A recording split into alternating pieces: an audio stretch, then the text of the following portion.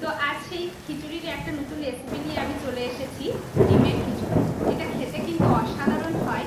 তা বন্ধুরা, যদি আমার এই রেসিপিটা ভালো লাগে তাহলে অবশ্যই লাইক করবেন, কমেন্ট করবেন, আর নতুন বন্ধু হলে আমার পাশে থাকার অনুরোধ রইল। তো বন্ধুরা, চলো দেখে নেওয়া যাক কিভাবে এটা বানায়। ডিমের খিচুড়ি বানানোর জন্য কি উপকরণ লাগবে চলো দেখে নেওয়া যাক।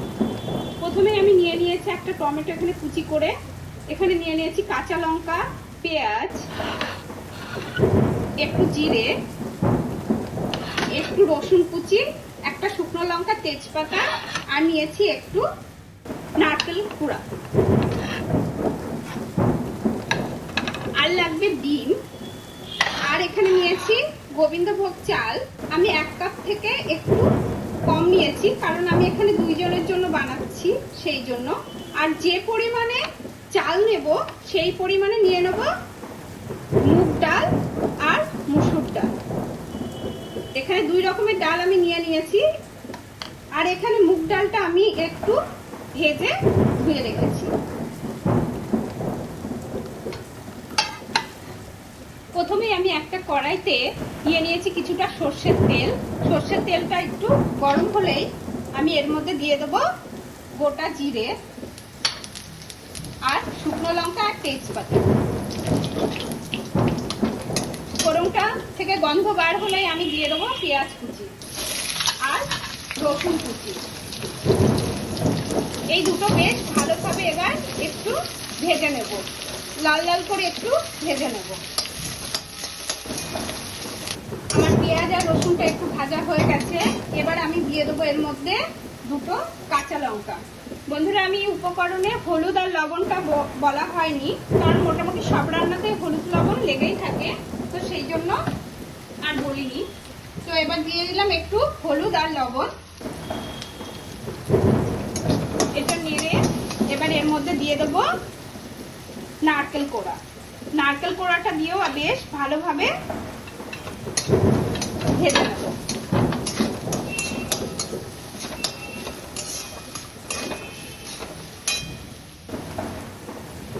আমার মশলাগুলো সব ভালোভাবে ভাজা হয়ে গেছে।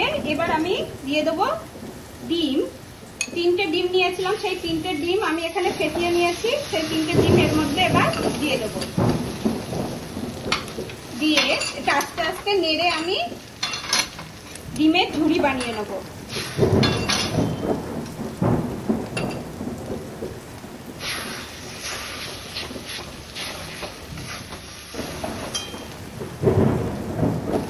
আমার ডিমটাও ঠিক মতো ভাজা হয়ে গেছে।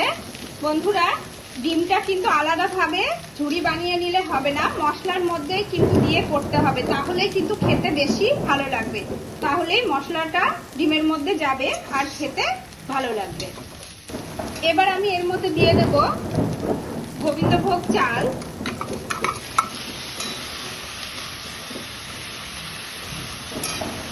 আর ডাল, মুগ ডাল আর মসুর ডালটা আমি দিয়ে দেবো। এবারে একটু নেড়ে আমি দিয়ে দেবো এর মধ্যে পরিমাণ মতো গরম জল। তবে প্রথমেই অনেকটা বেশি জল এখানে আমি দিয়ে দেবো না, কারণ তাহলে অনেক সময় খিচুড়িটা যদি বেশি সিদ্ধ হয়ে যায় তাহলে খেতে ভালো লাগবে না। তাই প্রথমে অল্প জল দেবো, যদি লাগে তাহলে আমি পরে আবার জল অ্যাড করব।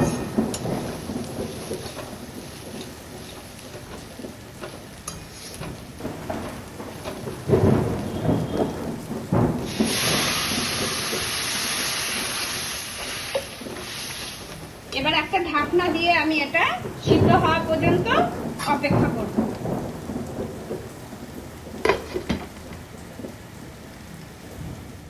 আমি খিচুড়িতে একটু জল দিয়ে দিয়েছি, আমার জল কম হয়েছিল তাই। আর এর মধ্যে দিয়ে দিয়েছি কেটে রাখা টমেটোগুলো। আমি এবার আবার এটা একটু ঢেকে সিদ্ধ হওয়া পর্যন্ত অপেক্ষা করব। আমার ডিমের খিচুড়িটা রেডি হয়ে গেছে। এবার আমি এর মধ্যে দিয়ে দেবো একটু চিনি,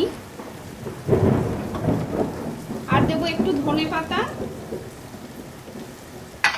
আর দেবো 1 চামচ ঘি। দিয়ে একটু নেড়ে আমি এটা নামিয়ে নেব।